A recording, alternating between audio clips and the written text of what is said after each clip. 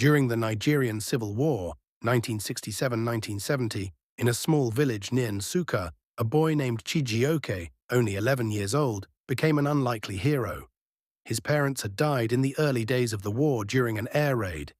He wandered for days, hungry and alone, until he was taken in by a priest who ran a small Catholic mission in the village of Umuahia. At the time, the war was intensifying. Biafran forces were retreating, and Nigerian troops were drawing closer. Many villages were razed, and soldiers often mistook civilians for enemy collaborators. Food was nearly non-existent. Starvation was as deadly as bullets.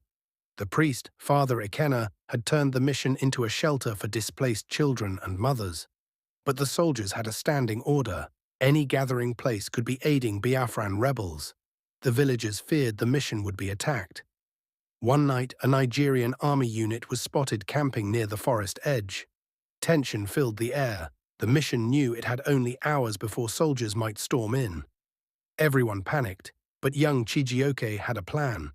Chijioke crept out at dawn with a white cloth tied to a bamboo stick and headed straight to the Nigerian camp. Imagine it, a starving, barefoot boy, holding up a white flag, walking into a heavily armed army base. The soldiers shouted and cocked their guns, demanding he stop. "I'm not a rebel, I'm just a boy," he cried. "There are only women and children in the church. We have no guns. Please don't kill them." The commander, a stern, middle-aged man named Captain Gado, came forward. He was silent for a moment, then asked, "Why would you come alone?" Chijioke replied, "Because everyone else is too afraid. But we are dying of hunger, not war. If you come, you will see for yourself." Captain Gado surprisingly agreed to come, but he brought 2 armed escorts. When they arrived at the mission, they found malnourished children lying on mats, crying from hunger. There were no men of fighting age, no weapons.